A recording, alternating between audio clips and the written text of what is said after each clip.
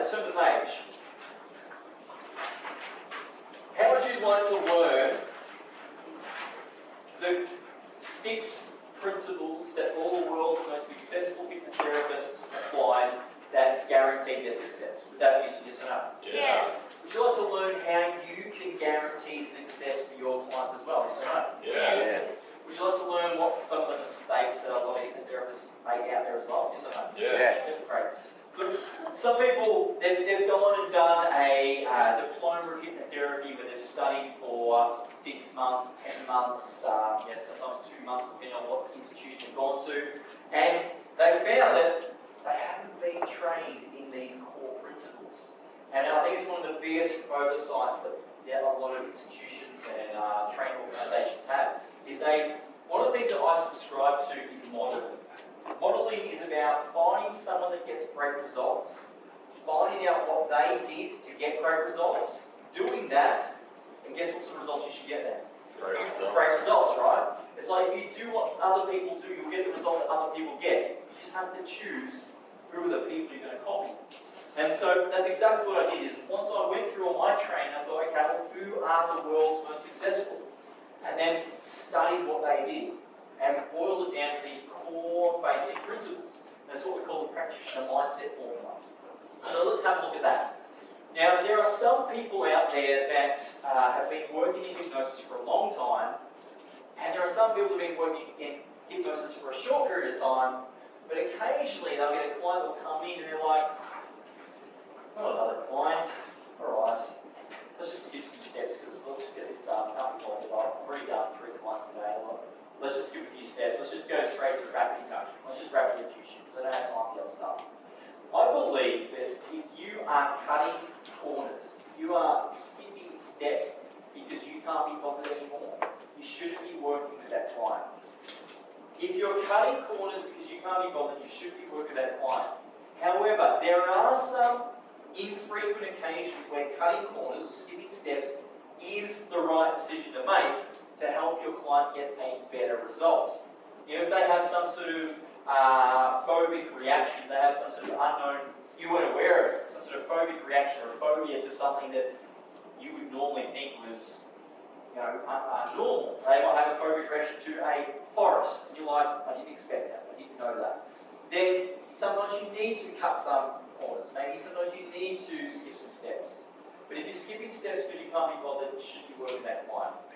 All the world's most successful hypnotherapists would, if they took on a client, if they agreed to take on a client, they would have so much enthusiasm, so much conviction that they would be committed to working with that client until that client got a result.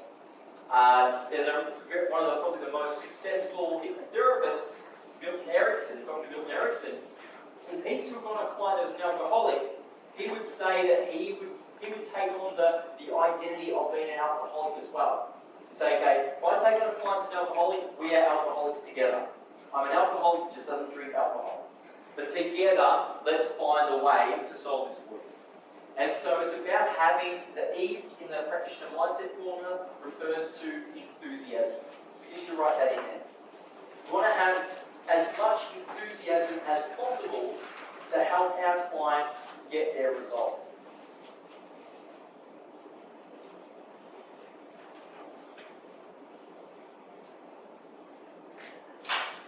Enthusiasm.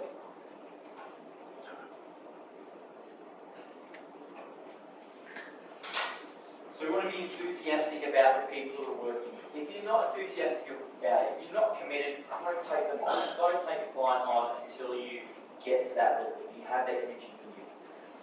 Let's move on. The P. Who here has had to go interstate before and see a doctor that's not your normal doctor? Anyone had that sort of experience before? You people? Okay. So if you go see a doctor, you sit down behind their or in front of their desk. What do you normally see on a doctor's wall? Certificates, degrees, that sort of thing. And so you see their qualifications on the wall. Who here goes to a doctor and goes, hang on doc, before we start, hang on, let me have a look. Hang on, is that a real medical school? I haven't heard of that medical school, are you a real doctor? Who here checks their doctor's qualifications before they work with that doctor? Not too many people, right? I don't have no one with their hand up at all. No one in this room. Why? Well, what we do is we assume that because they're a doctor, they must know their stuff, right? That they wouldn't be given the label doctor unless they're trained. I mean, there's obviously, there's laws and there's rules that you can't call yourself a doctor unless you have certain qualifications. Are there good doctors out there, yes or no? Are there some dodgy doctors out there, yes or no? But yet, we all, and including me, don't check our doctor's qualifications. We just go to a doctor and think, yep, you're a doctor, it says you are, heal me, solve my problem.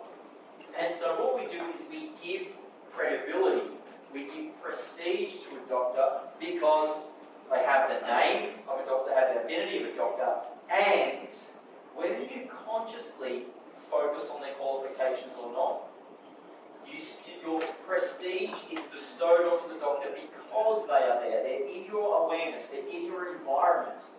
If you walk into a doctor's office and there was nothing on the walls, you might think that's a little bit strange. And so because there's something on the wall there, you take it in unconsciously, it increases the prestige. However, if you walked in to see this doctor, you sat down, they had the qualifications on the wall, but they had a pink mohawk, a spider tattooed on their face, and a ripped shirt. Would you give them much prestige, yes or no? Probably not, right? Because they don't look the part. So in order for someone to have credibility and prestige, they need to look the part, they need to have the right title, and ideally, they need to somehow expose their credibility some way by having their qualifications shown. And so, the next P refers to the part that makes your friends and family members the toughest clients for you to work with. And that is this. How much prestige do you think you'll have as a hypnotherapist if you go and work with a friend or family member when they know you've been to a course for only 2.5 days? A lot or a little? Probably a little, right? Probably none, perhaps. Depends on how skeptical they are.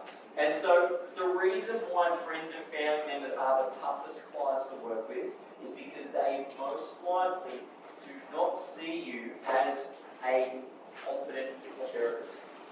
They have different labels for you already. They have labels like mum, dad, sister, brother, aunt, uncle, friend, lover, whatever it might be. All these different other labels. They don't know you as hypnotherapist yet, perhaps. And so the people that you really want to help the most are sometimes the people you shouldn't be helping for the first year, 2 years, 5 years of your career.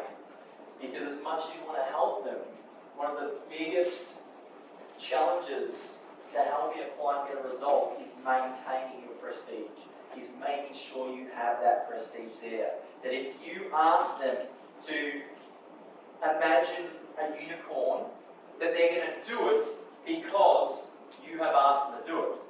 The same way, when you work with a surgeon, very few people say to the surgeon, the surgeon says, I'm going to cut you like this. Like, can you not cut me like that? Can you cut me like this instead? People don't tell a surgeon what to do because they just appreciate, well, the surgeon has the credibility, has the prestige. That surgeon will do whatever he or she needs to do to solve this problem. When you work with friends or family members, sometimes what they'll do is they're like, yeah, you can practice on me. Don't practice. Practice infers what? It infers that it may not work. It infers that we're just practicing. Do not practice, only do. In this room, we only do. There is no practice. Every single thing that you do, you're doing to get the particular outcome. Don't practice, because what will happen is this. Some people, they don't listen to my advice, and I speak to them 6 months later, or 12 months later, or 20 years later, and they're like, oh, it's not working for me, Shane. I don't have much confidence in hypnotising people anymore. I said, okay, well, tell me what's going on for you. What happened? What led to that? They're like, oh, I went home and I know you say don't do this, but I worked with my brother, I hypnotised him and it didn't work. I'm like, well, you know why it didn't work? I'm like, no, sure. I'm going to tell you the first thing is you didn't have prestige. Are you older brother, younger brother? Younger brother. Well, even less prestige again. You're a younger brother trying to hypnotise your older brother.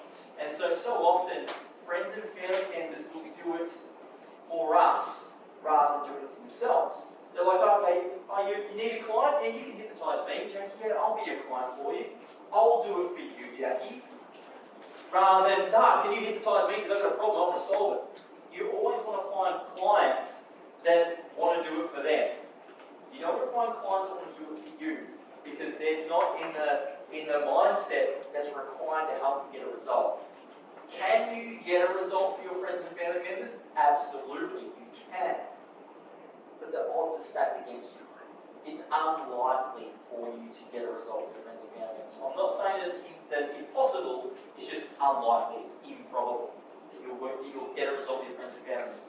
The exceptions to the rules are this, that if you are working with a child, and that child looks up to you in some way, so if they're a teenager, probably not a good one to use, but if they're like sort of 12 and under, you probably have prestige in their eyes, so whether they're a friend or family member, absolutely you probably work with them.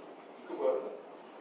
The exception to the rule again is if you're already working in the sort of healing space, or you're already you have some sort of clinic already, and you're just adding hypnosis as another tool to your tool belt, and people already know you in that sort of clinical space as a therapist in some way, then you still can work with friends and family members because you already have that prestige.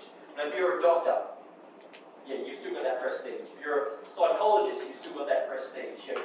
So if you have some sort of role right now that is a lateral connection to hypnosis, then you can probably still work with friends and family members.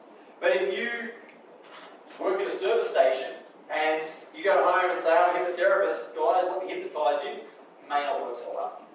And so you really want to make sure that you have prestige as much as possible. Who do you think you have the most prestige with? You know it is. Complete stranger. Fantasy. So if I go up and meet Jackie, hi Jackie, I'm Shane, I'm a hypnotherapist, how you doing? The only labels that Jackie has for me, the first time I met her, is Shane, hypnotherapist. There's no other identity other than the ones I give her. And so therefore I can build on that prestige. I don't have to work through the fact that Jackie and I are drinking buddies and she's seen me passed out on the floor before, and I have to work through all of that. But honestly, Jackie, I now am a hypnotherapist. I no longer drink, honestly. And so I've got to work through all of that. Whereas if I just meet someone for the first time, I can control that perception a lot more so. And so working with complete strangers are the ones you're going to have the most prestige with. But prestige has a number of aspects to it, a number of degrees to it. And that is that you need to, as I said, you need to look the part. You need to look like you know what you're doing. Now that doesn't mean you always need to dress in a corporate way. I mean, you might many people are dressed quite corporately. You don't need to do that. You dress to hold prestige for the type of people that you are working with. So I've trained a cowboy hypnotherapist. And he has his Akubra hat, he has his flannelette shirt, his cowboy boots, because he hypnotises most commonly bull riders. And so he dresses for his audience. And then I've trained a sports hypnotherapist. And so that person dresses in some sports gear, because you dress to hold the prestige for the audience that you're working with. So just know that prestige is about the qualifications you have, how you speak, and how you look as well. And when I say look, it's not just about our attire. If someone walks into a room, can you tell if they're happy or sad? Yes or no? Yeah. How can you tell? Yeah, their body language, right? Their physiology, how they look. You can tell us before anyone has spoken. You can tell whether someone is in a good state or a negative state because of their body language. And body language conveys 55% of our communication. Even before someone has spoken, we are reading so much of their information, and we're making judgments, we're forming opinions even before they speak. And then they speak, and we've got more information to work with. So when you become the hypnotherapist this weekend there are two roles. There is the practitioner and there is the client. You are all going to get an opportunity to be both in each exercise. There's enough time for you to be the practitioner and the client in every single exercise. And so you're going to get an opportunity to be both. But when you are the practitioner, I want you to sit with prestige. I want you to sit with confidence. Because if you sit like this, okay, never done this before, let's have a go. What's this? This is the physiology of what? Confidence? No, it's not. It's uncertainty. It's like doubt. And so I want you to sit confidently. It's like, yep, let's do it. You're in good hands. I want you to change your physiology. Sit with prestige, sit with confidence, even though you may not be feeling confident. It's like fake it until you make it. And also, the more you fake it, the more it'll actually happen for you. And so, playful out me right now. Show me how would you sit if you're the most competent, professional, confident hypnotherapist in the room. Show me how you sit. Fantastic. Great. And so that's how I want you to sit when you sit in the practitioner seat. I'm going to encourage you to swap seats each time. And what I mean by that is when the practitioner is in the practitioner role, they sit in this seat and the client always sits in that seat. And when you swap over, the client will always be in that seat. So that one of those seats will start to become anchored to being the practitioner seat.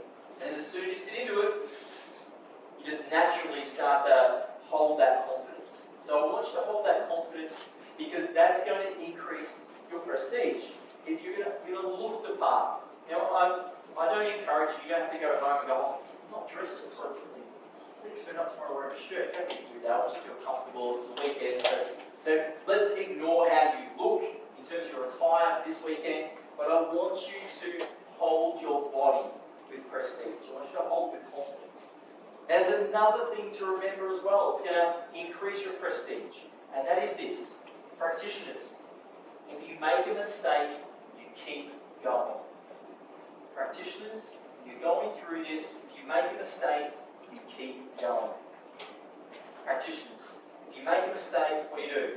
Keep going. Keep going. Because the alternative is this. I work with James, and I'm like, oh, James, okay, I'm going to ask you this. Oh, sorry, James, just made a mistake. Let me go back a step. What's happened to my prestige? Increase or decrease? Lost it. Prestige is one of these things that if you lose it, your session's over, pretty much. If your client doubts your ability, it's really hard to build that back. It's really hard to build that back in that moment. You kind of have to almost like, fall on your sword and give them their money back and end the session. It's very rare that someone can recover if they kill their own prestige. And so if you make a mistake, you keep going. And what I mean by that is, if I made a mistake with James, I'm not going to tell James I made a mistake. I'm going to keep going and I'm going to try and find a way to repair that mistake without him knowing that I'm repairing it, if I can. If I've gone too far, I'm thinking, it's not going to make sense if I try to repair it now, I'll just keep going until the end. Hypnosis is a very forgiving tool. You'll find this weekend you're going to learn the 8 steps to hypnotize someone. If you mess up one of those steps, if you skip one of those steps completely, now there's some steps if you skip it completely, well, there's some crucial steps to it, you're like, how can they not hypnotize? Like, well, you didn't hypnotize. You missed step 5, that's why. So there's some steps that are quite crucial, but there's others that if you just mess them up a little bit and you keep going, you'll still get a result. All hypnosis is self-hypnosis. All hypnosis is self-hypnosis. It's the client that fixes themselves. It's not the practitioner. I have no power over my client. I can't make them do anything. I can't make them close their eyes. I can't make them open their eyes. I could probably try and force them open. I'm not going to do that. I can't force them to think about certain things. All I can do is trust that they are going to follow my instructions. And as long as they trust me, as long as I've got prestige, that's likely to happen. But it's the client that fixes themselves. It's the client that creates transformation. It's not me. I don't do it. Just like with a personal trainer doesn't make you do push-ups. You do the push-ups yourself. You just find that inner potential.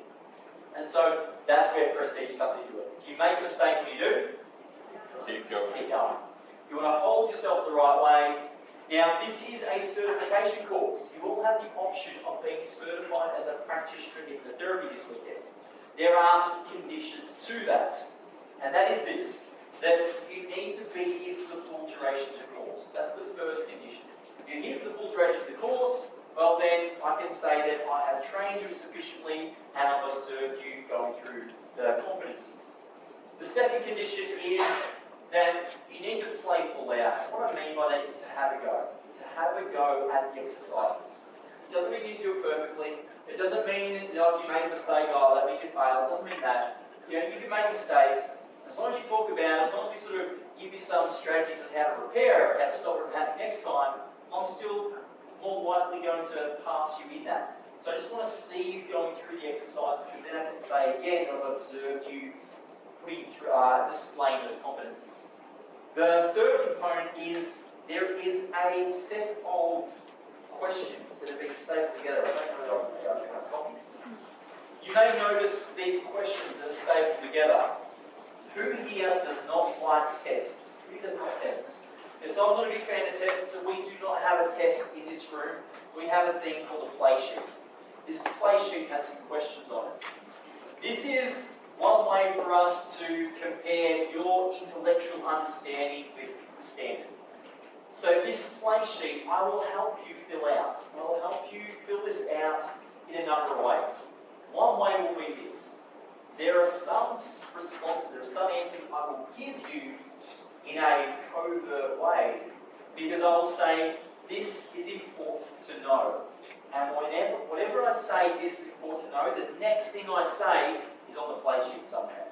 So anytime this weekend you hear me say, this is important to know, look out for the next thing I'm about to say that's on your play sheet somewhere as an answer. Not only that, but you'll have Jess on stage each morning answering questions for about 15 minutes or so as a group, to make sure the whole group has the same understanding. So if there's any curveball questions or ones that are a bit tricky for you, Jess will be on stage to answer them as a group, make sure you'll get the same answers. It's an open book play sheet. So I'll give you another hint. Go to the glossary in your training manuals, and there's about 10 or 15 answers you get just from the glossary. So use the glossary as well. We will be collecting these play sheets on Sunday afternoon after lunch. So what that means is after lunch, we've still got a few hours to go. So please don't wait for me to give you all the answers. You may be required to just read maybe 6 or 7 pages just to start to glean some of that additional information to answer the play sheet to the best of your ability. Then we'll collect it on Sunday just after lunch, and that allows us to then mark them and compare your intellectual understanding to the standard to become certified. The fourth condition is we will hand out a form at 7:25 PM on Sunday. That form is your certification registration form. Whatever you put on that form will get printed on your certification. It takes us about 4 or 5 weeks to mark all the play sheets and put it all through the process, and then you'll be mailed out, so you'll get a physical copy of your certification in the mail. It takes about 4 to 5 weeks to do that. And that then allows you to display your certification, increase your prestige. So this does allow you to increase your prestige by being able to say you are a practitioner of hypnotherapy and having a certification approved. Some of you may not be interested in being certified. You might be sitting there thinking, I'm just here for myself, I don't care about anyone else, and that's okay. I'd encourage you to still become certified and just file it away. Because it's better to have it and not need it than to need it and not have it. If you're going to be the next 2.5 days, it's very little extra effort to become certified as well. So that's prestige. You want to make sure that you have as much prestige as possible with your client before you accept your client. If you're working with a client that doesn't have prestige, you may not get the result. Your odds are stacked against you. So everyone's going to look for prestige. Is this making sense so far? Yes or no? Yes. Fantastic, great. Let's move on. S. Now, back in the 1940s, for close to a decade, there were some athletes that, especially in the early 40s, were trying to run a mile in under 4 minutes. They started trying to run a mile in under 4 minutes, train themselves to do it, and the late 40s into the early 50s, a lot of them gave up. It just became a global belief that it was impossible to run a mile in 4 minutes. A lot of people just gave up. It was that point of human endeavour that we just couldn't get past. There was one gentleman that would train. He continued to train. He continued to train physically. He'd get out onto the running track, he'd run a mile, he'd cross the line, look up, and saw it say 4 minutes and 2 seconds. And he'd train harder, cross the line, 4 minutes and 1 second. Train harder, cross the line, 4 minutes, 2 seconds. He just could not get below 4 minutes. And then one day it was raining, it wasn't good weather, so he couldn't go out to the track, but he wanted to train. And so he sat in his room and he imagined himself running.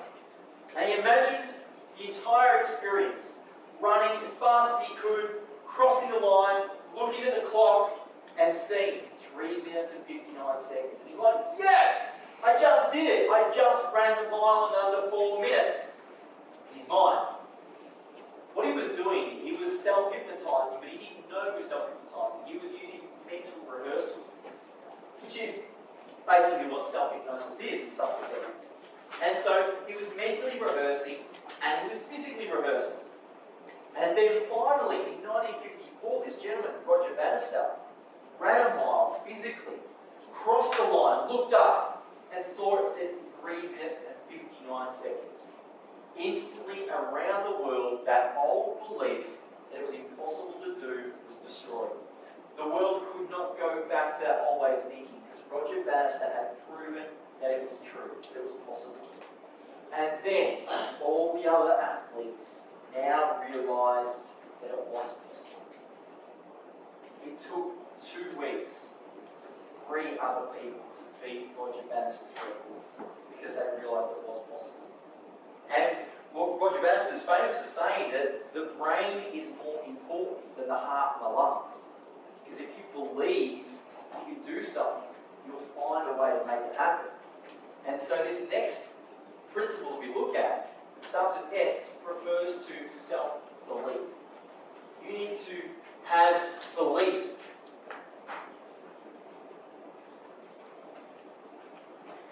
That you, as the practitioner, can help your client. If you take on a client that wants to improve their eyesight, and you're like,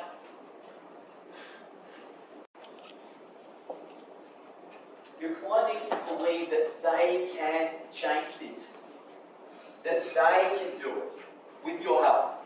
With your help, there's something in them that they think that with hypnosis, with the help of hypnosis, I can fix this. They need to believe in themselves. They need to believe in you. And they need to believe in the process. So they need to believe in themselves, that yes, they're in a place they can change this. They need to believe in you, which prestige comes into it. And they need to believe in the process or the tool. If they're like, I believe you can help me, I believe there's something in me that can work, but I don't believe this hypnosis shit, I think that's not going to work at all. It's not going to work. If one of those things is missing, if they're like, I believe you can help me, I know you get results for other people, and I like the process that you use, but I don't think I can change. Don't work with it. Those beliefs need to be in place. They believe that they can change, that you can help them, and that they believe in the process. Those 3 things are there, your client has that belief in place as well. All hypnosis is self-hypnosis. Their belief is so important. If you believe you can't be hypnotized, you are right. You are absolutely right. You are right because that's what you tell yourself and you will make that happen.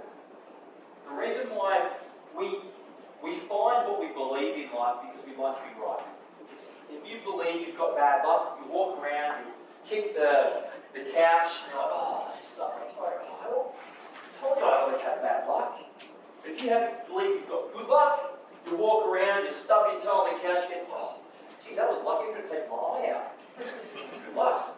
You will find a meaning based on your beliefs. And so beliefs are so important. There is a correlation between belief and biology. If you believe that the older you get, the worse your your eyes will get, that'll probably happen. If you believe that the longer you're in a relationship, the less intimacy, the less connection you have, that'll probably happen. If you believe that, some things are going to happen to you or you've got a bad knee, you will find the times you have a bad knee and you'll delete all the moments where your knee was actually good. And so beliefs are a big part of it. So we want to really make sure that we've got the right belief in place and our client has the right belief in place as well. Is this making sense so far? Yes or no? Yes. Fantastic. Let's move on to Al. Now, imagine you are outside your house. Now, unfortunately, your house is on fire. And if you were to go into that house, your life is at risk. It's on fire. You don't normally run into a burning house. And then you realise, oh no, I've left $100 on the bed nightstand. It's the bed. Who here would risk their life to go and save that $100? Anyone? Not too many people, right? No one. Let's say you thought, hey, $100, okay, I'll make $100 again tomorrow. It's okay. I'll deal with that. But then you did a head count and you realised that a loved one was still asleep in the house. Who'd risk their life to save their loved one? Most people, right? So it's not a question of resources. It's not a question of can I go and save that $100 or can I save that my loved one. It's a question of resourcefulness. It's a question of why. What's my reason? What's my emotional driving reason behind taking action or not taking action? And that's why we actually take action and why we don't.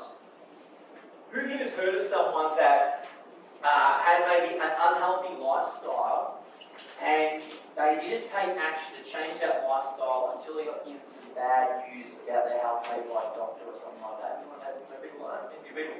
Now, sometimes what people do is they wait for their why to be thrust upon them, which is someone says to them, actually, you have heart disease, and I think you've only got 6 months to live. You better stop smoking, you better stop drinking, you better stop eating McDonald's. That's when their why is through the roof now. They're like, okay, now I have a good reason to change my lifestyle. So what we talk about, the L refers to leverage. What is people's leverage to get a result? What's their why? What's their reason for it? And so, all the hypnotherapists, the world's most successful hypnotherapists, would only work with clients that had a lot of leverage. They were like, no, this is a big problem for me, I want to solve it. They wouldn't work with someone that said, it's a problem for me, but if you don't have time this week, maybe I'll come back and see you next year, I don't know. That, to me, tells them it's not a big problem. If they're happy to go another 9 months, another 6 months of that problem, it's not a big enough problem for them to solve just yet. You want to find a client that is so sick of that problem, so sick of that behaviour, that they just want to end it today. Like, I want that problem to end today. Can we do it today? If they ask, can we do it today, that's perfect. You want to ask your clients, and you'll hear me do this weekend, is I ask people on a scale of 1 to 10. On a scale of 1 to 10, how big of a problem is this problem for you? 10 being a lot, 1 being not much at all. What number would you give it? And so I always ask people this question, and then some people say, oh, a lot. And I always force them to give me a number. I'm looking for, they need to say anywhere from a 1 to a 10. I'm looking for a 5, probably a 6 plus, 6 and above. What I'm really looking for.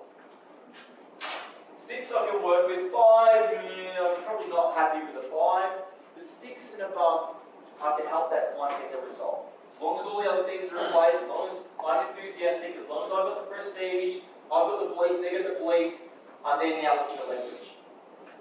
If there's 6 and above, that tells me there's some emotional investment in them wanting to get this result.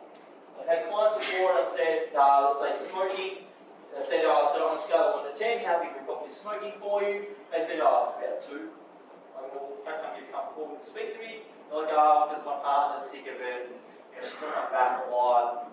Yeah, but I actually love it. I like smoking. I try to do it when she's not around, just make sure it's not in her face, but she can smell it on me. So my partner really hates it, so that's fine. That's not a great client to have, because that client at an unconscious level doesn't want to stop smoking. What do they really want to stop? The nagging. I didn't say nagging, but that's your words. The communication style of their partner. towards them. And so if that stopped, would it be a problem for them? No, it wouldn't. They can do the smoke in peace. And so it's not the smoking that's the problem. It's the client's it's the partner's communication. You always want to assess what is your client's emotional leverage for overcoming that problem. And so you'll ask them on a scale of 1 to 10. 10 being a lot, 1 being not much at all. And we'll go through the book later on this weekend. You'll see there's some actual scripting of that. There's some scripting where we'll ask our client on a scale of 1 to 10. Where are they now? Is it 10 being a lot, 1 being not much at all? Now, do you think that some people are going to tell you they're a 10 out of 10 because they kind of catch on to what you're asking? Like, oh, I know what you're getting at. Oh, yeah, 10 out of 10. Yeah, 10, that's a huge problem. You think some people might do that, yes or no? Yeah. Yeah, some people may. And so there's another step to it. There's another step that filters out the people that just give you lip service. The people that tell you they're a 10 out of 10 but aren't really a 10 out of 10. The people that tell you they're a 9 out of 10 but they're not really a 9 out of 10. The people that think that all you're going to do is ask them a question and they're going to tell you what they think you want to hear, so you'll work with it.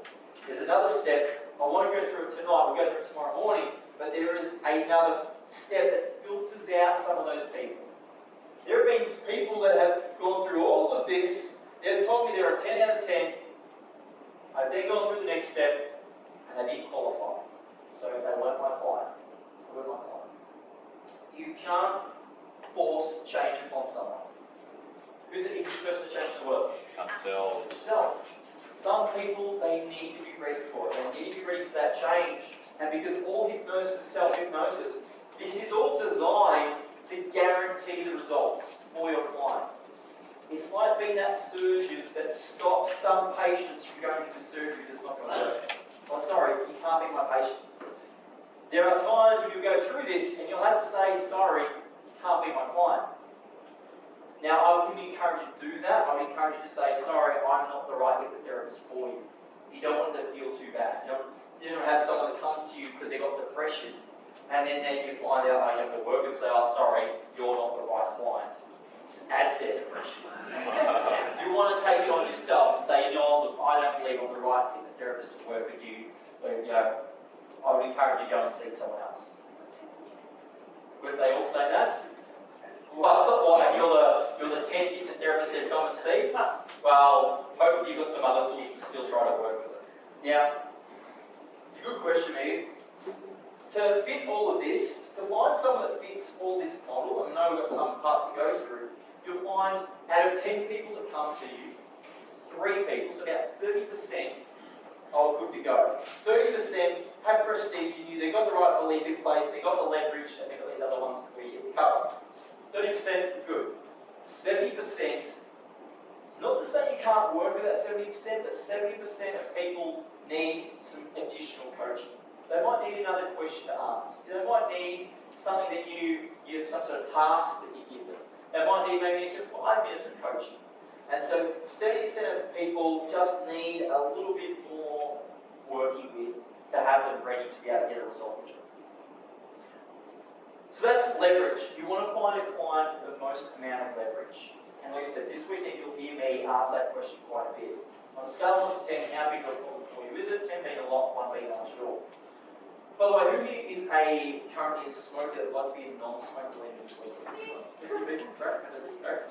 So, tomorrow morning, what I'd like to do is show you a full hypnotherapy session. It'll take about 45 minutes or an hour or so to do. And I'm going to help someone in the room become a lifelong non-smoker. And so I'll tell you now, if you want to be a non-smoker, my task for you is this. You need to come and have a 2-minute conversation with me at the end of tonight. So when we wind up for tonight and everyone starts leaving the room, your task is to come and have a chat to me for 2 minutes. Just so we get a feel for what's going on for you, and I can then help you become a lifelong non-smoker tomorrow. So just want to throw that out there.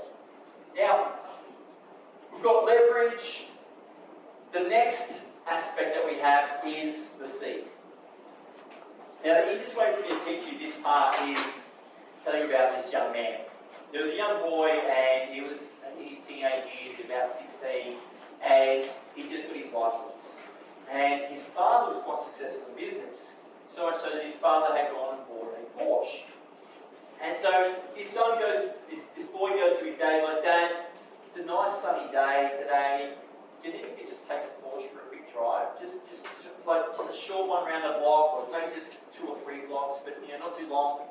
And so his father looked at his son like, son, I wish my dad had a Porsche when I was your age. I will. I will let you take the Porsche out of the drive. But on one condition. Yeah, Dad, what's that? That you're responsible. Yeah, Dad, I get it, I'll be responsible. So he gets the keys, gets in the car, he's driving down the street, he's got the windows down, he's got the music turned up, he's loving the feel of the leather seat and the leather steering wheel. He drives slowly around the built-up areas that everyone can see him driving his dad's car, his Porsche. Gets to a set of traffic lights, it goes from green to orange. He starts to slow down. He looks in the rear vision mirror and sees a car coming too fast from behind. He knows this car's not going to stop in time. He can see this guy's not paying attention. And all of a sudden, the light goes to red. This boy puts his foot on the accelerator, through the red light to the other side. Got through safely.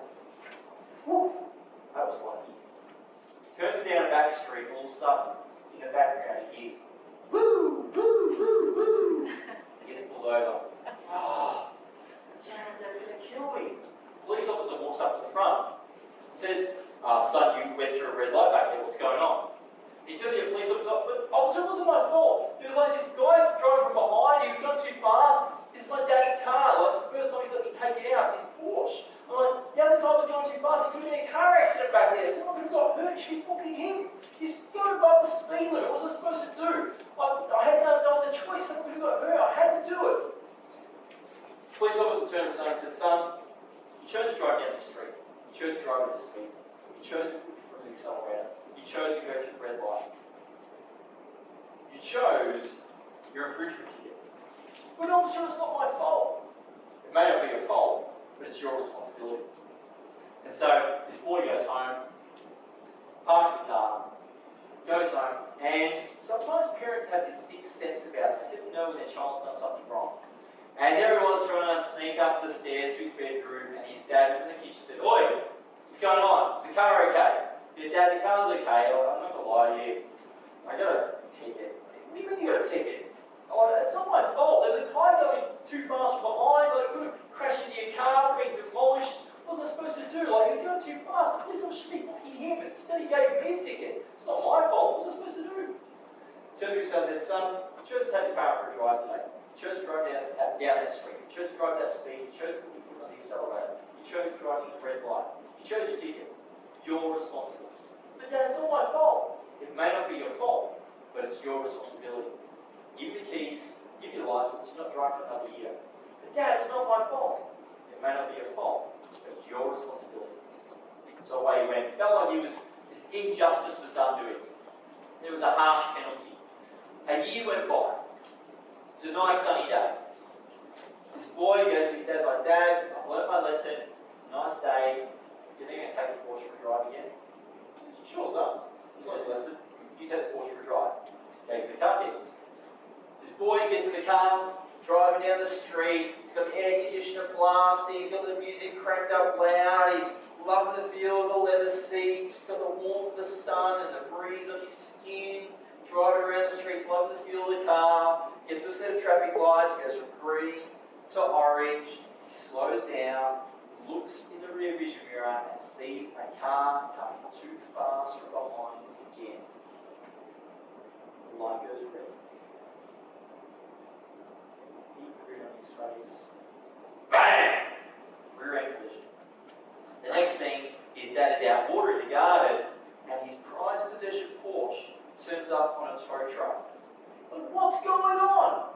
His son jumps out of the tow truck, waving a bit of paper, saying, Daddy, before you start, we've got a police report. Even they said it's not my fault. It was a rear-end collision. It was the other guy. It was his fault. What was I supposed to do? I was just following the road rules. His father, controlling his temper, said, son, you chose to take the car for a drive today. You chose to drive down that street. You chose to drive that speed. You chose to put your foot on the brake. You chose your accident. Give me the keys, give me the license, you'll drive for another year. But Dad, it wasn't my fault. It may not be your fault, but it's your responsibility. So away he went. And his father imparted on him this lesson of taking personal responsibility, realizing that nothing is your fault, but everyone has a responsibility in every situation. and that there's all these choices that people can make or not make. And so this young boy grew up into being a man, and he decided him and his fiancée were going to get married. And they were living in California at the time, in the US, and they're getting married in Vegas. And so him and his groomsmen decided they would go on a road trip to Vegas, and they would meet his fiancée in Vegas. And so this man got into the passenger seat. His best man was driving, 2 groomsmen in the back. A few hours into the trip, the groomsman in the back fell asleep. A few more hours into the trip, he fell asleep.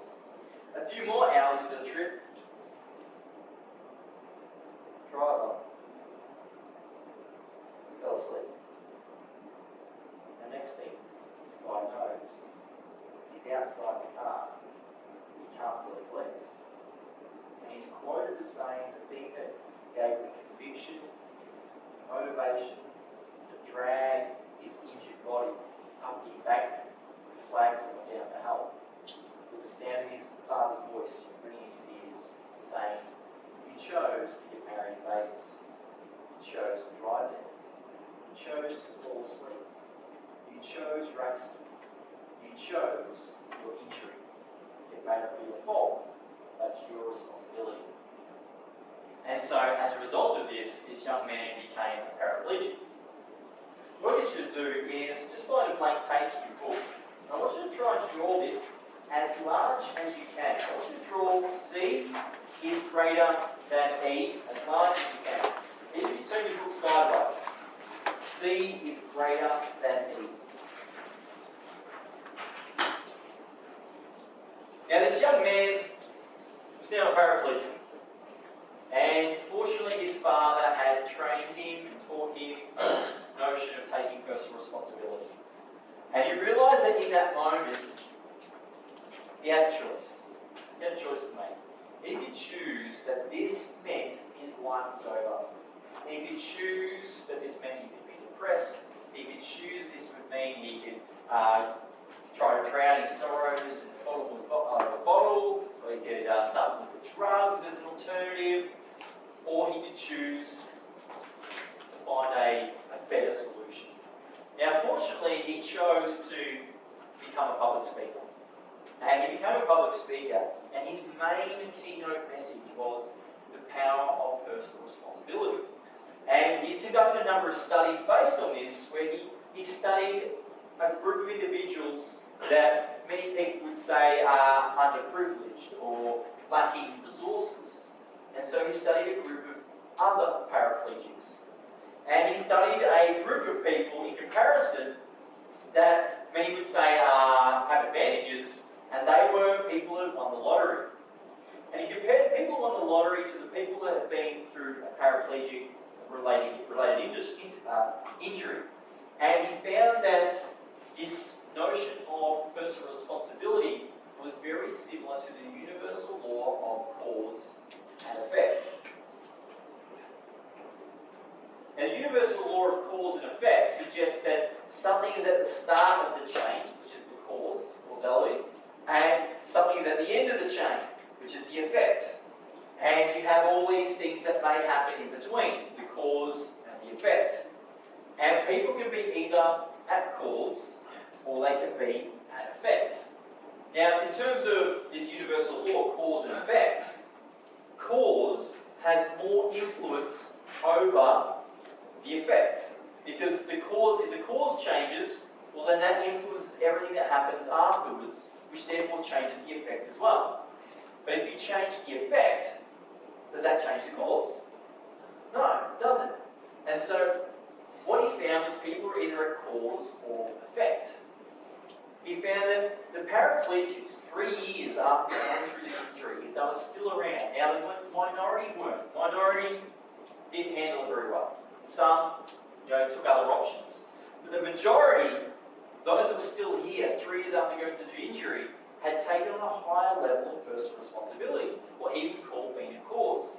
He found that some of them had decided, you know what, I can't change this, but I can choose to make my life more meaningful. And many so become public speakers who go to speak at schools to tell kids why they shouldn't die head first into dark water, or why they should always wear a seatbelt, or whatever the messages were that they were sharing. Where in the past, those people prior to their injury had never considered being a public speaker, had never thought about talking to school children. He found some of them had become para-Olympians. For in the past, they'd never considered being an Olympian. But now they're in an injury, in a different state, and so they had taken on a different meaning for their life. What he found was people who won the lottery 3 years later, the majority of them were worse off than if they had won the lottery in the first place. He found a lot of them were now in debt and were now blaming others for why they didn't have the money. He found a lot of them were at effect and were saying, it's not my fault I don't have the money anymore, it was that bad investment advice I had. Well, it's not my fault I don't have the money anymore, it was my family that was just asking for handouts and friends who were just sort of, just coming to me money hungry. It's not my fault I don't have the money anymore, it was a global financial crisis. He found that when people are at effect, they blame others, the environment, they blame things that are external to them. Anytime that you hear somebody blaming someone or something, it's an indication that person is at effect. They're at effect of that thing. It's not my fault I don't have the money anymore, it's the global financial crisis. So who are they giving the power to? The GFC. They give the power to the global financial crisis. It's the global financial crisis that has to change, not me. What are they deleting? That they did what? They lost their money in the global financial crisis. They put it there. They probably made hundreds, if not thousands, of decisions that meant that money was exposed to the GFC. But because they delete that, they blame the GFC. It's not my fault I had the money anymore, it was the bad investment advice. But they deleted. But they took on that advice, they took action based on that advice, that they believed that advice, that they sought the advice from that person. And so there are so many different decisions that people delete, that they don't consider. And therefore, if it was to happen again, they may not be forearmed. They might not be aware of it. Whereas when somebody is at cause, they recognise that there is always a choice. There are always choices that you can make in every situation. If someone says, oh, sorry, if you get diagnosed with something, do you have a choice at that point? What do you have a choice to do? You can choose to get another diagnosis. You can choose to get an alternative opinion. You can choose to ignore it completely. You can choose to do any number of things. And so what some people do is they will blame a diagnosis. They will blame other things around them. Some people will blame their upbringing. It's not my fault I'm not wealthy. It's my parents. My parents never taught me about money. Is that cause or effect? Is that effect of who? The parents. The upbringing, the parents. Now, there are some very wealthy people out there that came from very poor, humble beginnings. And so, where we start in life doesn't always dictate where we end. It's really about the meaning that we give to things. When someone's at cause, they recognise that they have choices, and they recognise that they have the power to change something. They have the power to change the situation they're in. When these paraplegics took cause for it, they're like, okay, I've gone through this injury. I've been told that I'll never walk again. Now they can choose to deny that as well. Has anyone heard of someone that's been told you never walk again and they actually did? You heard of people doing that? So those people chose not to allow that diagnosis to take their power. So like, you know what? Screw it, I'm going to find a way to walk again.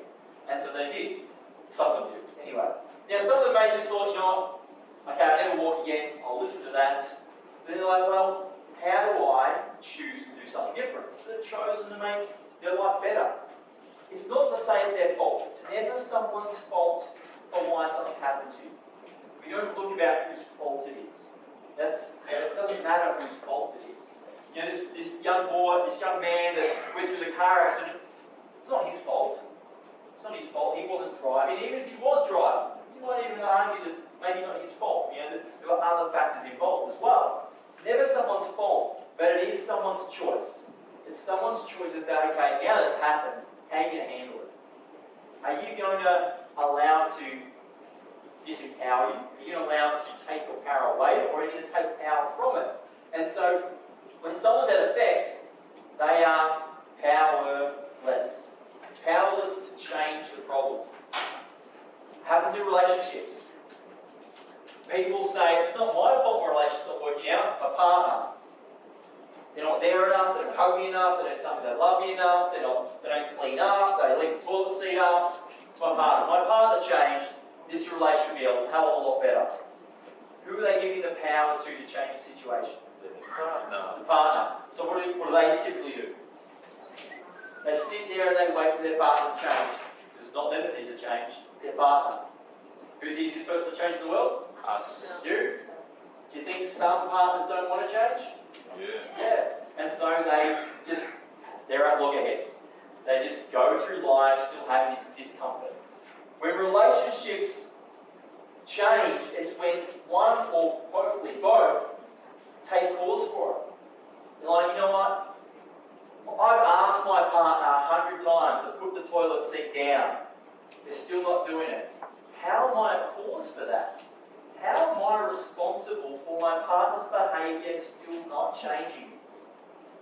And when you ask a quality question, you get a quality answer. Now, if you've asked to do it 100 times, can you ask them 101 times? Yes or no? Yeah. It's possible, right? Could you ask them 200 times? It's possible. It just may be that you aren't asking the right tonality. You might not be asking at the right time of day.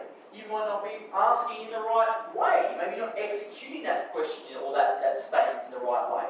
There are so many different things that could be happening. Maybe you can just choose not to be with that partner. There are so many different choices that people can make, but when people feel frustrated, when they feel a lack of fulfillment in their life, it's typically because they are at effect. They are at effect, they're blaming, they're making excuses, and they disempower themselves. They give their power away. They wait for something else to change. Oh, it's not my fault I'm overweight, I'm big bones. I've got big bones. Can you change your big bones, yes or no? Most people believe you can't, but I'm sure that if we were to x-ray them, their bones would be any more dense than anyone else's. But sometimes people will pick up something and they'll hang on to it. It's like, no, that's mine. Oh, you don't understand. I've just got a bad memory. That's just what I do. I just have a bad memory. And people will pick up some of those labels and they'll hang on to it. And they use that as the thing they claim. Oh, no, it's because you've got a bad memory. Sorry, you need something multiple times. I've got a bad memory. One of these people's got a bad memory. And they disempower themselves rather than saying, you know what, how can I choose to have a better memory? How can I choose to train my memory to get better? Now, of course, being at effect is easy. It's actually easier to be at effect. You know why? No responsibility means you don't have to do anything. You just sit on the couch and you blame the government, the taxes, the kids, the dog, the neighbours, your parents, your upbringing, your past, your partner. It's everyone else's fault, not yours. And so it's easy in the short term. And it's why a lot of people spend a lot of their time in life at effect. It's why a lot of people, if you look at the obesity rates, it's like 63% of Australians over the age of 18 are overweight or obese. And some people are at effect of that. If you look at divorce rates, it's like 43% of marriages end in divorce. Again, because people are at effect in divorce. And you look at some of the health in terms of cancer rates and those sorts of things. I think it's one in two men will get cancer, and 1 in 3 women will get cancer. And so there's all these health aspects where because people are at effect, they're not willing to take cause because cause is painful. Cause is painful, but so is effect. And I sort of describe it as in life, you will feel pain. get to choose which type of pain. It's either the pain of regret, which is what a lot of society lives by. If they wait until their problem is so big they can no longer ignore it. They're like, oh, I should have taken action yesterday. I should have taken action last week. I should have taken action 10 years ago. Why didn't I start earlier? Or you have the pain of discipline. The pain of discipline is when you get out of bed to go and exercise but you wish you just stayed in bed and slept. It's when you keep studying when you wish you could just go out and play. It's when you eat the healthy foods that you really wish you could eat a chocolate cake. That's the pain of discipline. And people are going to feel both. This is the pain of regret. This is the pain of discipline. You have to choose one of them. Well, you don't have to choose because if you don't choose, one will be chosen for you. Typically being the Being a cause, this is the trait that of all the successful people that I've met, successful in their relationships, successful in their health, successful in their business and in their wealth, they have all gotten there because they've taken cause for it. They didn't sit waiting by for a big bag of money to drop out of the sky. They didn't sit there eating hamburgers and taking fried chicken, waiting for their body to just make them fitter and healthier. They didn't sit back and waiting for the perfect partner to come along and make them feel loved without them having to do anything with that. They took action, they took cause for it, and they recognised that they had the power to change it. When someone's at cause, they recognise that there is action for them to take.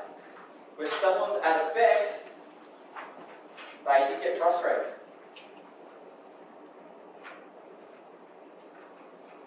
They get frustrated. To feel frustrated, you need to feel what? What do you need to feel frustrated? You feel like you can't feel powerless. You feel like you can't do anything about the situation. The only time you'll feel frustrated, the only time you know someone that's frustrated is because they're at effect. They feel like there's nothing they can do. And I can tell you there is always something you can do in every single situation. You know your situation, I can help you find something you could do in that situation. If nothing else, you can always choose how you feel about it. No one can choose how you feel. You get to choose that. Is it not true that someone could say something that on paper would seem quite hurtful? Like someone could say to you, oh, you're such a bastard, you're such a bitch. You go, yeah, no, I get that all the time. Or you take significance from it, you go, yeah, I get that. Or you could be hurt by it, you go, oh my God, you're a bitch, you're a bastard. You could take offence to it, or you could take significance from it. How you feel about that situation just depends on your choice. Depends on your choice. And so, how you feel about something is a choice you can make. So often people disempower themselves around their emotional state. They'll say, oh no, that makes me angry. No, that makes me upset. That makes me sad. Nothing makes you anything unless you choose for it to make you. Yes, when you have that emotional mastery, then you get to choose your emotions. Your emotions are not dependent on your environment. Your emotions are not dependent on the person's emotion next to you. Because rather than being a follower, maybe you could be a leader. Maybe you could show others that they can have that emotional mastery and choose their emotions. That's really the difference between depression and happiness, is do you have the ability to control your emotions so you stay in a positive peak state more often than a negative state? And that's really the balance of it, is when people are getting great results in their life, it's because they have that emotional mastery. They are able to control their emotional state because your emotions will dictate your actions. If you feel lethargic and you feel tired, you're going to take much action, yes or no? Yeah. Probably not, right? And so it's the psychology by being a cause and just going, no, I'm tired. I've been working all week, and probably many of you have been. You've been working all week. Oh, I'm tired. Some of you might be at effect, I'm tired because I've been working all week. What I can say is just very quickly say, okay, well, how can I choose to not be tired?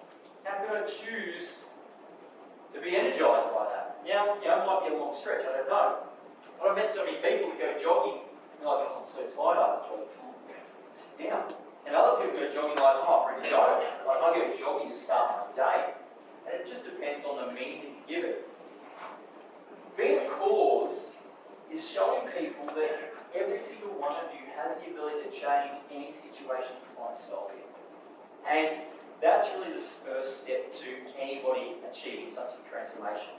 Is that some people are the victim of what's happened to them. They play the victim card quite a bit. Like, I mean, you understand this happened to me when I was a child. That's why I am like I am. You know, you would be like I am as well if that had happened to you as well. And they'll use things that happened to them in the past to justify why they are like they are today. And they're an effect of what's happened to them in the past. I've met a whole heap of people. And I'll give you one example. There was one woman who, when she was a young girl, age 13, grew up in a low socioeconomic environment, a lot of poverty, a lot of crime, had a very poor outlook on life, and no one else was doing very well in her area. And what even was worse for her, even horrific, some would describe it as, is that she was abused by someone close to her, to a point where she actually fell pregnant to that person. That's a horrific starting life for any young woman. And you can imagine that if she chose to become a victim of that, no one was going to say, oh, I think you should be. That's someone you think, that's horrific, that would happen to anyone. But yet, this woman, rather than choosing to become a victim of that, rather than to blame that and say I'm broken and no one will ever love me and there's no hope for me now, she made sure she stayed the course for it, chose a different life, and said, that means I need to become a spokesperson for this. That means that I need to make sure that other young girls don't go through this. That means that I need to do whatever I can to take power from it and use it in my life rather than let it to hold me back.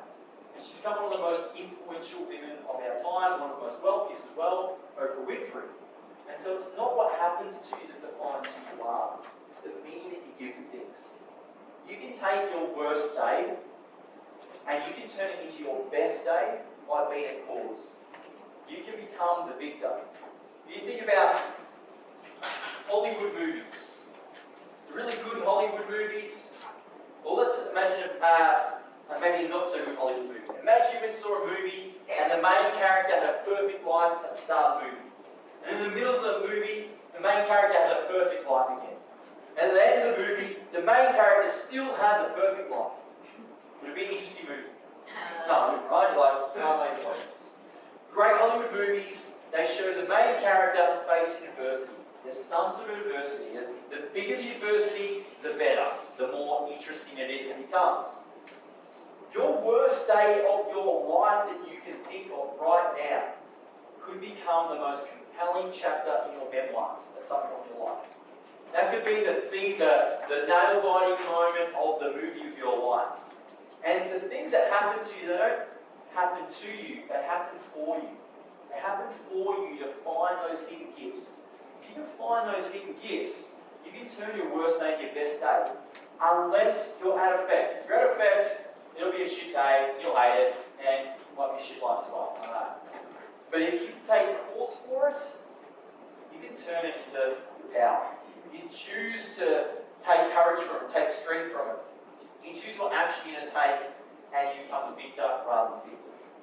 And so if you only have enough room in your mind, in your memory for one thing this weekend, if I had to prioritise all the information we give you, you can only think one thing, I would say forget everything else and just remember cause and effect.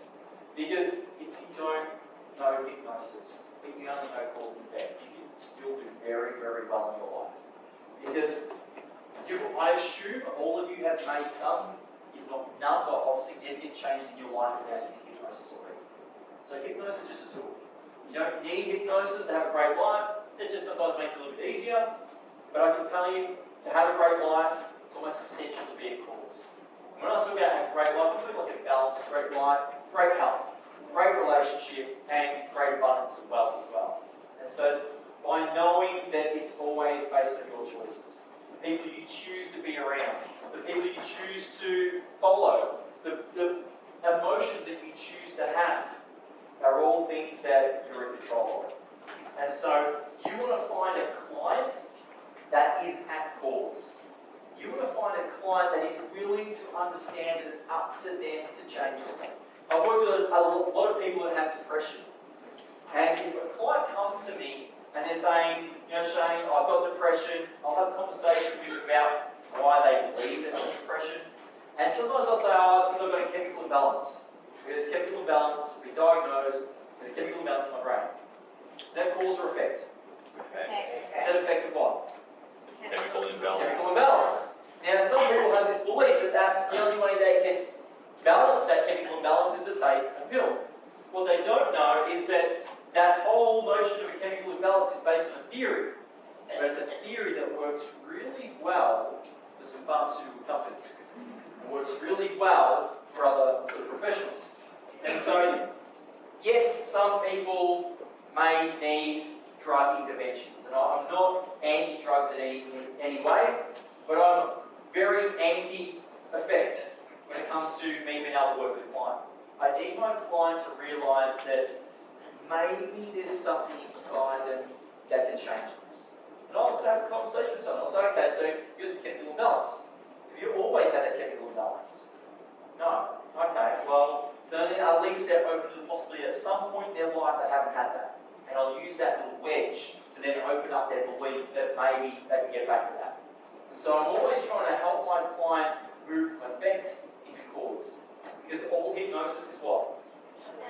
Self-hypnosis. I don't fix my client fixes themselves.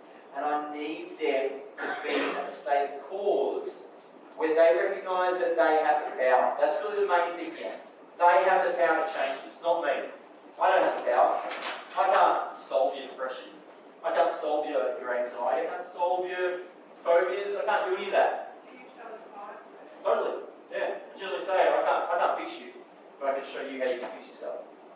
Because I want them to feel empowered. I don't want them to think that, oh, I'm going to keep running back to Shane every time I've got a problem. I want to help you get your result once and have you empowered enough to help you get any result you want from that day forward. My business model has never been, I'm going to help you solve this problem, but you need to agree on the problem. So keep coming back to me for the rest of your life. It's always been about, if I have my client for 1 hour, how can I empower them enough so that maybe they don't need me for the rest of their life? Now, of course, some business models don't work like that. Some business models are like, oh, you've got this problem, then we need to book you in for the next 6 months. Whereas that's not my business model. Does that answer your question? Great question. So this is why being in cause is so powerful. You want to find your client that is, if they're at effect, how can you help them move to being in cause? But ideally, you want to find a client that's at cause. They may not know the answer. They don't need to know the answer, but they just need to feel like they can find the answer with your help.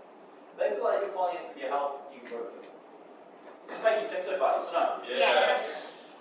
So, let me ask you this. Who here, in the next 2.5 days, if not for the rest of your life, is willing to play full out, have plenty of fun, but more importantly, who here is willing to be at cause for all their results and all their lack of results in your life? All those raise your hand and say aye. Aye. Fantastic. Anyone opposed? You can leave. You can say, okay, motion carries.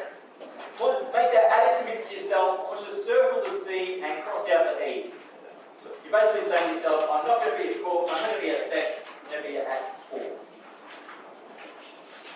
Now, it's not about being perfect. It's not about saying, oh, I always have to be at cause for the rest of my life. I never focus on perfection, I only focus on progress. And that is that you just want to be more at cause than at effect. And the more that you're at cause, just like that muscle, you'll develop it and get stronger to a point where you'll probably be at cause more often than not. And so, what some triggers to let you know that you may be at effect, or maybe your client will be at effect. You have a client that comes to you and says, oh, Andrew, can you fix me? Can you solve my problem for me? Would I be at cause or effect as a client? I'm asking Andrew to fix me.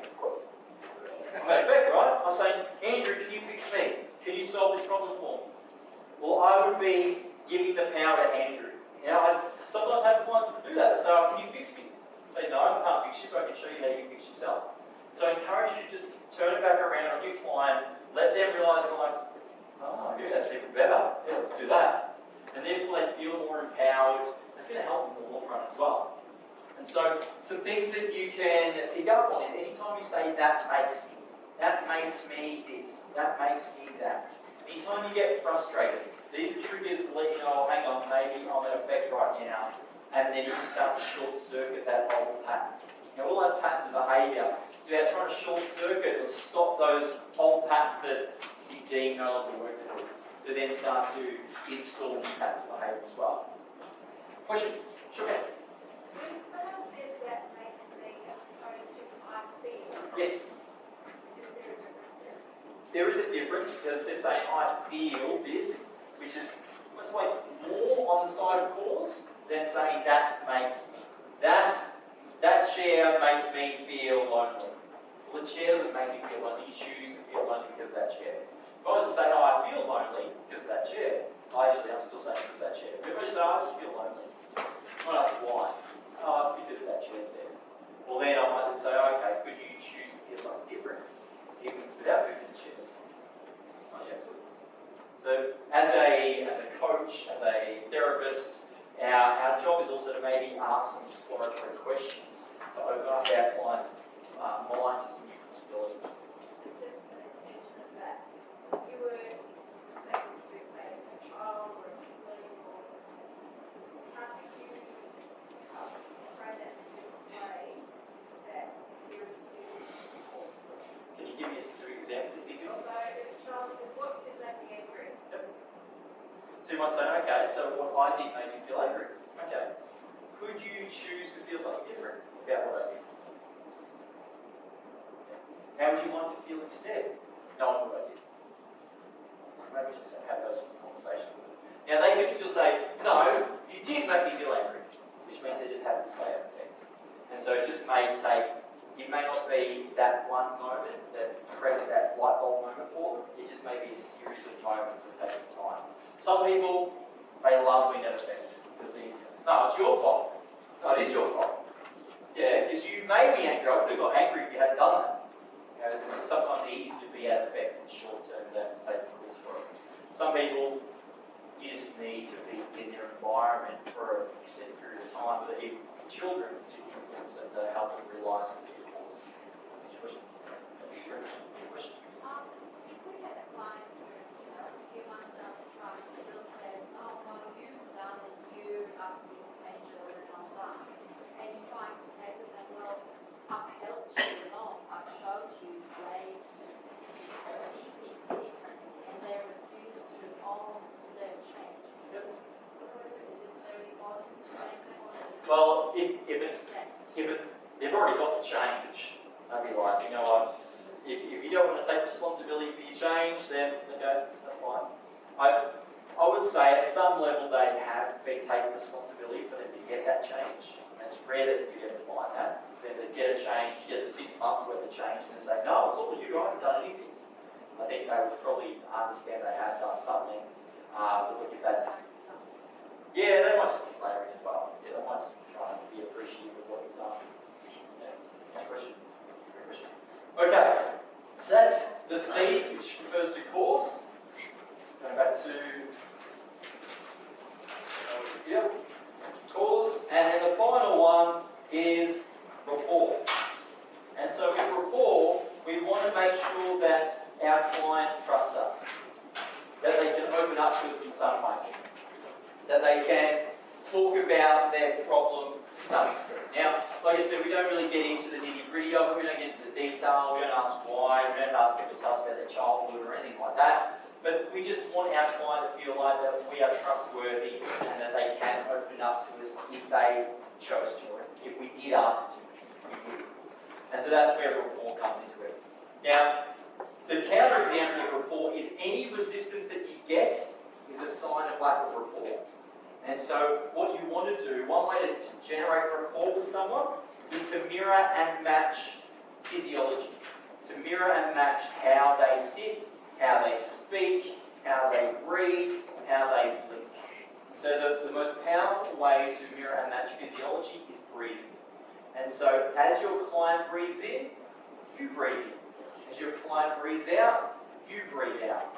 Now, Hokulao is very important at this point because it might be a little bit weird if you're staring at their chest.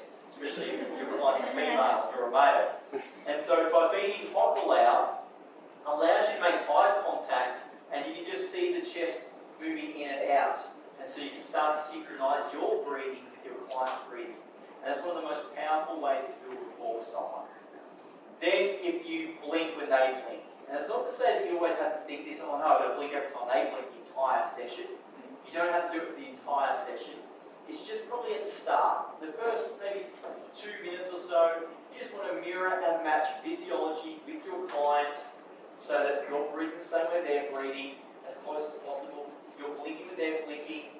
And what happens is you'll just fall into rapport in an unconscious way. Your client will feel that you are trustworthy because we like people that are like us. We also like people that we want to be like as well.